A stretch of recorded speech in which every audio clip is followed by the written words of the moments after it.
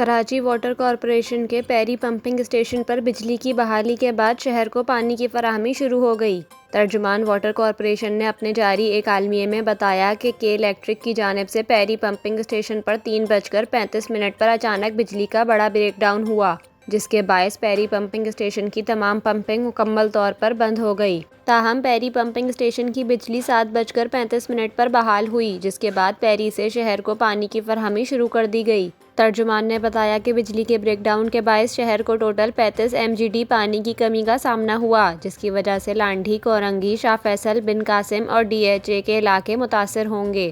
ترجمان کے الیکٹرک کا کہنا ہے کہ پیری اسٹیشن پر آنے والے جزوی تعطل پر کے الیکٹرک عملے نے فوری کارروائی کی۔ فالٹ شام میں آیا، جسے افطار کے فوراً بعد درست کرکے بجلی مکمل بحال کر دی گئی ہے۔